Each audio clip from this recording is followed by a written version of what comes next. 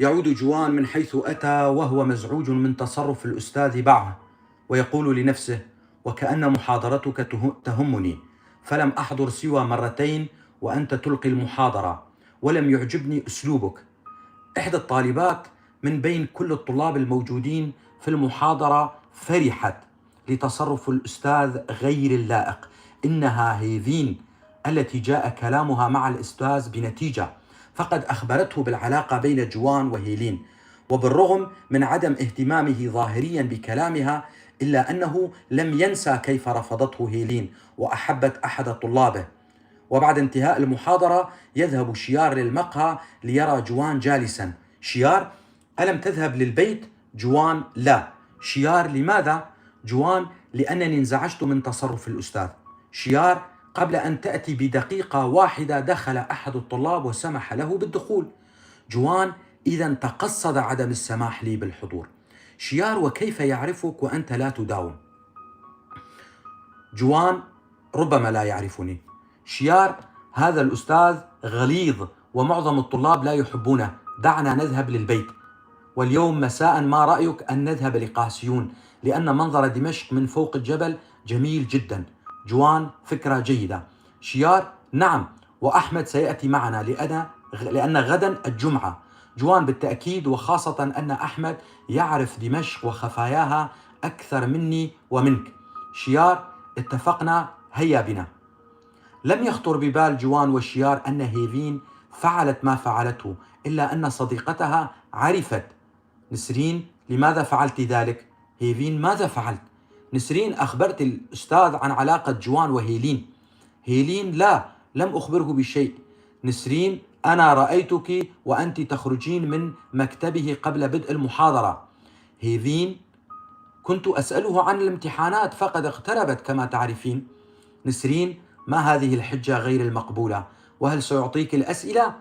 هيفين: لا، ولكن مجرد سؤال سألته وجاوبني. نسرين: كفاك مراوغة، فأنا أعرفك. هيفين: أجل، أخبرته، وهذا ليس شيئا أمام ما سأفعله. نسرين: وماذا ستفعلين بعد؟ هيفين: فقط أريد رقم هاتف بيت هيلين. نسرين: وهل ستخبرين أهلها أيضا؟ هيفين: لا، ولكن سأشكوها لأمها. نسرين: وماذا ستستفيدين؟ هيفين: ستعرف أمها بأنها سرقت مني حبيبي. نسرين: ومتى كان جوان حبيبك؟ هيفين: كان وسيظل. نسرين: كفاك ركضا وراء الأوهام. هيفين: ليست أوهاما، هل ستساعدينني؟ نسرين: بماذا أساعدك؟ هيفين: رقم الهاتف. نسرين: لن أساعدك. هيفين: ألست صديقتي؟ نسرين: صديقتك، ولكن ليس على الخطأ. هيفين: إذن لا تذكري ما قلته لك أمام أحد. نسرين: كما تريدين، هيا بنا. هيفين: هيا. يطل على دمشق كالحارس ويظهر جمالها لصاعده، هكذا يبدو جبل قاسيون في قمته، وهي تبدو كمرآة تعكس جمال السماء ليلا بنجومها ومساحتها الواسعة. يفرح الثلاثة لهذه اللوحة الجميلة وهم جالسون على صخرة كبيرة. جوان: يا الله، كم تبدو جميلة من فوق الجبل. أحمد: أهذه أول مرة تصعدان فيها الجبل؟ الاثنان: نعم. أحمد: لقد أتيت إلى هنا كثيرا. شيار: أنت تعيش حياتك يا أحمد. أحمد: أعيش حياتي؟ آتي إلى هنا لأن الأمر لا يكلفني إلا أجرتي. جوان: وما هذه المنطقة المظلمة من دمشق؟ أحمد: إنها منطقة البانوراما. شيار: بدون هذه البقعة المظلمة دمشق ستكون أجمل ليلا. جوان: أعتقد هذه المنطقة فيها المشاتل. أحمد: تماما. شيار: وماذا تفعل هذه الآليات؟ لقد أفسدت مشوارنا بالغبار المتصاعد منها. أحمد: سيقيمون فيها مطاعم من أجل تشجيع السياح للجبل، والسياحة أيضا للجبل. جوان: ولماذا لم يفعلوا ذلك في الخريف؟ شيار: هذه عادتهم. جوان: سبحان الله، في موسم السياحة يقومون بإصلاحات ويثيرون الغبار. شيار: وفي وقت الامتحانات يقومون بالتمديدات الصحية ويصلحونها في الجامعة. جوان: وعندما لا يكون هناك دوام لا يعملون. أحمد: إنها دولة الإصلاحات الوهمية. يضحك الثلاثة ويبتعدون عن الآليات. شيار: لنجلس على هذه الصخرة. أحمد: إنها كبيرة جدا. جوان: انظر إلى الأسفل. شيار: رائع، من هؤلاء؟ يا لفرحته، ليتني كنت مكانه. جوان: ولماذا يجلس هذا الرجل مع هاتين الفتاتين في هذا المكان المخفي؟ شيار: صحيح، وفي الجانب الآخر هناك مساحة واسعة ومغطاة بالعشب. أحمد: الرجل خليجي والفتاتان غجريتان. جوان: وما أدراك؟ شيار: أحمد من رواد الجبل. أحمد: الموضوع ليس كذلك. ألا تعلمان بأنني كنت أعمل في مطعم لمدة شهر، وبجانب المطعم كان هناك ملهى ليلي؟ جوان: والمعنى؟ أحمد: كان الكثير من رواد الملهى سياحا خليجيين، ومعظم الراقصات كن غجرا. شيار: ولكن هاتين الفتاتين جميلتان. جوان: وكيف رأيتهما أيها النسر في هذه الظلمة؟ أحمد: اصمتوا قليلا ستتأكدان من كلامي. يصمت الثلاثة وينصتون لحديث الرجل والفتاتين. شيار: فعلا أنت معلم يا أحمد. جوان: دعنا نذهب إلى الجانب الآخر لنجلس على العشب. شيار: انتظر، ربما تأتي فتاتان زائدتان عن حاجة هذا الرجل. جوان: كم أنت جائع يا صديقي، وكم تحب الفتات. شيار: فتات الخبز؟ جوان: بل فتات الحيتان. يمشي الثلاثة وهم يضحكون. أحمد: وهل تعتقد أن فتاة كهذه تخرج معك أخي شيار؟ شيار: ولما لا؟ أحمد: لأن خروجها يكون بمقابل ومكلف. شيار: ما دام الأمر مكلفا فأنا لا أحب الفتيات. جوان: والفتات؟ شيار: ولا الفتات أيضا، فبالكاد نملك حق الخبز وإجرة البيت والطريق. كثير من الناس موجودون هنا، عائلات وأفراد يفرجون عن أنفسهم قليلا بعد أسبوع من العمل، فمنهم من يمشي مع زوجته وأولاده، ومنهم من يمشي مع حبيبته، والكثير منهم يفترشون العشب، وقد جلبوا معهم الطعام والموالح، وترى بعضهم يصعد الدخان من أرجلته التي استأجرها، فتأجير الأرجلة عمل بالنسبة لبعضهم فوق هذا الجبل. شيار: انظرا إلى هناك. جوان: أين؟ شيار: تعالا معي. جوان: الآن جلسنا، إلى أين ستأخذنا؟ شيار: فقط تعالا. يمشي الاثنان وراء الشيار. شيار: هل رأيتما؟ أحمد: إنه أمر عادي ويومي. شيار: ربما هي نفسها يا جوان صاحبة السيارة السوداء. جوان: هذه السيارة بيضاء، ما بك؟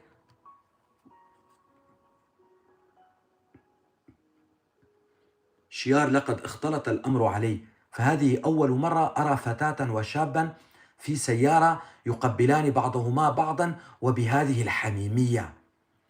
جوان: لقد سرقا الوقت والمكان، فهذا الجبل ستر لهما. أحمد: يبدو أنكما اندمجتما مع القبلات، دعونا نبتعد عنهما، فهما جاءا إلى هنا كي يبتعدا عن الناس، وأنتما تراقبانهما بهذا العطش الرهيب. يجب أن تتزوجا. الاثنان: يا ليت. يعود الثلاثة للجلوس على العشب، يشترون الموالح والعصير، ويقضون سهرة جميلة مع العشب والجبل، ثم يعودون فرحين إلى غرفتهم البائسة. يوم الجمعة في دمشق يختلف عن باقي أيام الأسبوع، فهو يتصف بهدوء تام، ويختلف عن جمعة القرى التي تتصف كل أيامها بالهدوء.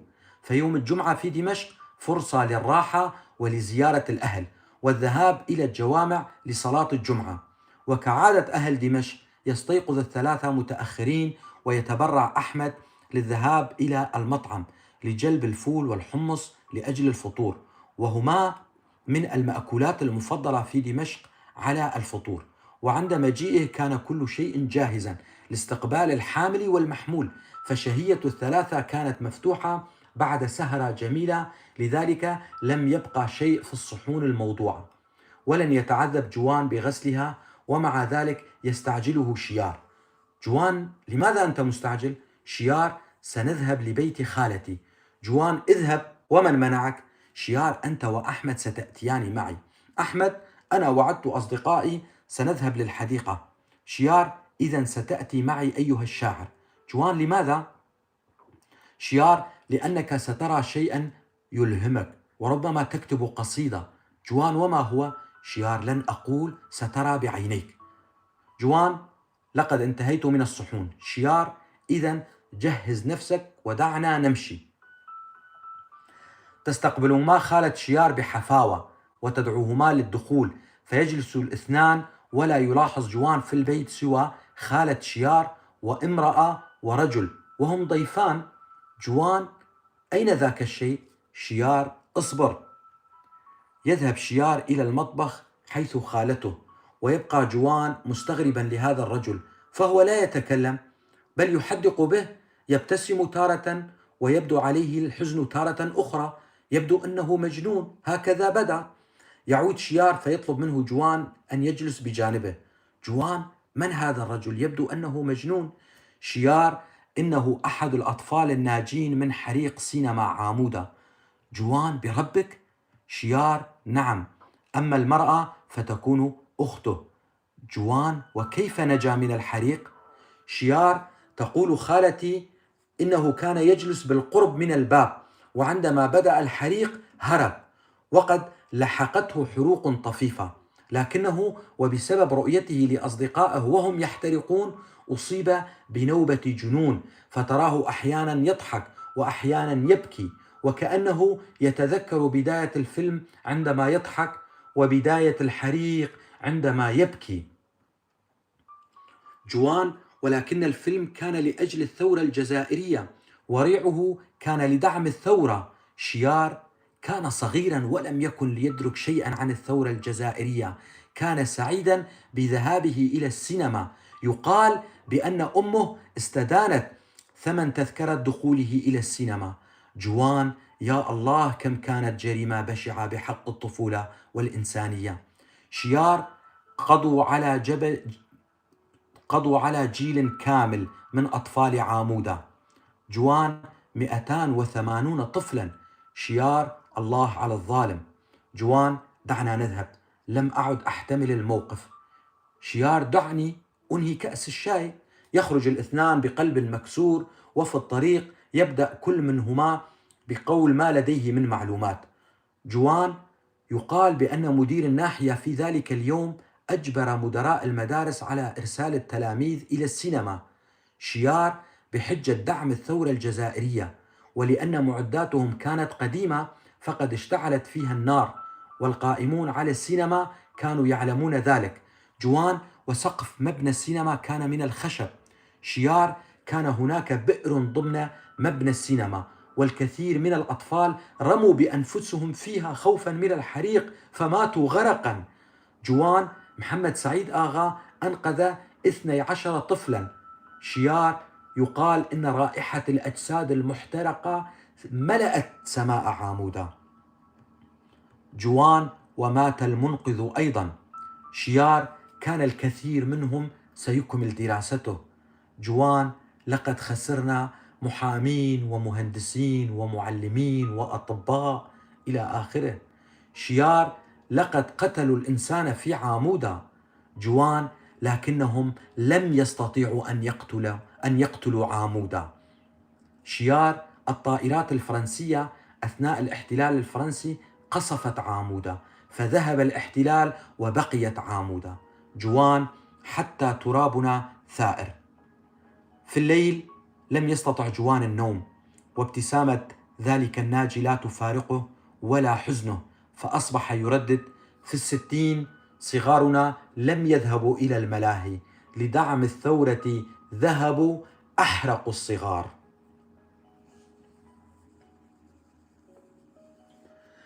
لا حدود لحقد المرأة العاشقة عندما تطعن في قلبها وأنوثتها، وإن كان هذا الطعن غير مقصود، فجوان لم يرتكب ذنبا بحق هيفين وأنوثتها، وكل ذنبه أن قلبه لم يفتح بابه لها، وهي لا تريد أن تقتنع بذلك وترى بأنه أذاها. فبماذا تختلف عنها هيلين؟ وبماذا تملك من جمال وإحساس أكثر منها حتى أحبها جوان ولم يلتفت لأنين قلب هيفين المتألم؟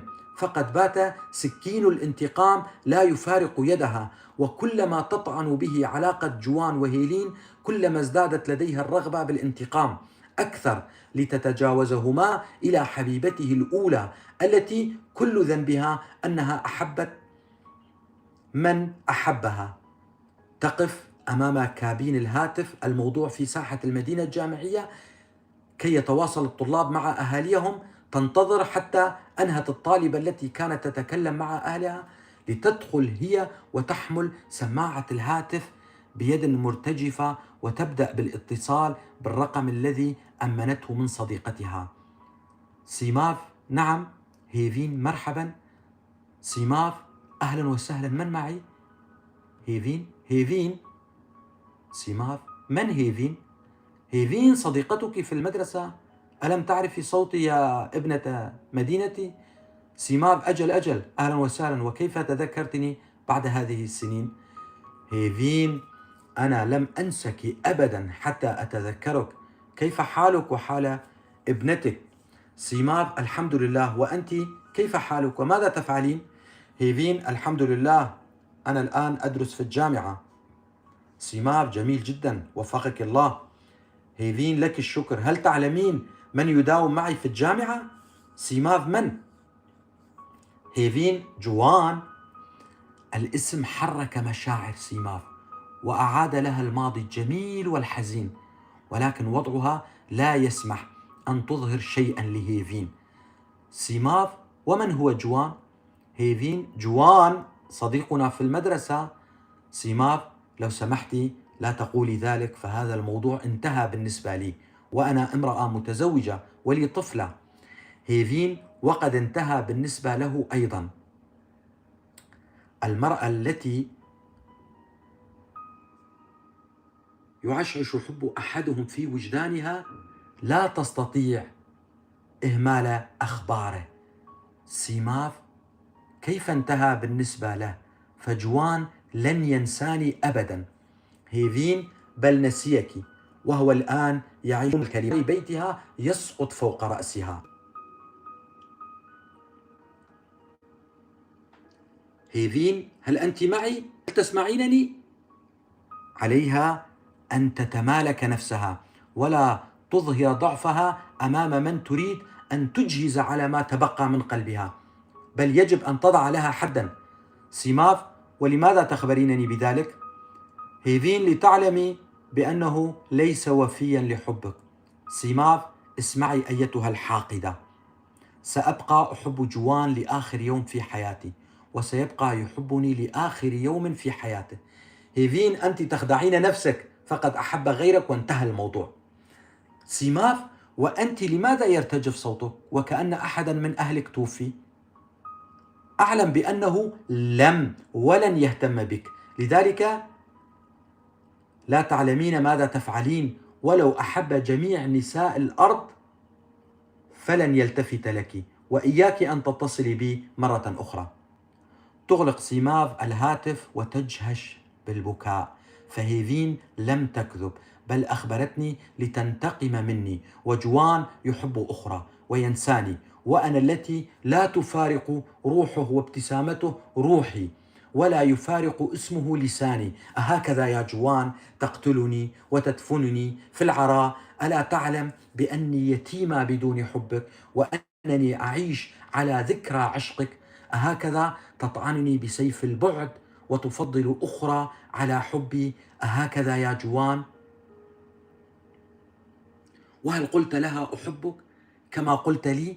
وهل أمسكت بيدها كما أمسكت بيدي وتفكر بها وتشتاق لها كما كنت تفكر بي وتشتاق لي؟ لقد ضيعتني يا جوان وتركتني ريشة خفيفة أمام رياح عاتية. لا يا جوان، لا تنسني، فأنا لا أريد منك إلا أن أبقى وردة في مخيلتك. تغادر هيفين كابين الهاتف وقد حققت جزءا من انتقامها، وربما ثئرت من سيماف التي تسببت بجرحها الأول، ولا زال قلبها يغلي غضبا، ولن يشفى غليلها إلا بالانتقام من هيلين، ولم يبقى على تنفيذ خطتها سوى خطوة واحدة، حينها فقط سترتاح ويهدأ بالها.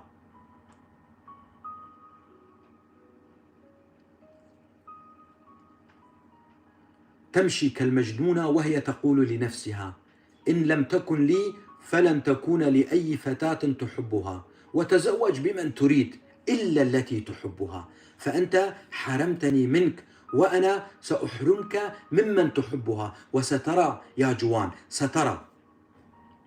يحدث كل ذلك وجوان لا يعلم شيئا، بل يعيش في نعيم الحب ويمني نفسه بالأمنيات الجميلة بلقاء الحبيب وبناء مملكة من الأحاسيس النبيلة، ولا يعلم بأن سهام الغدر تقتل ولا تبقي شيئا جميلا.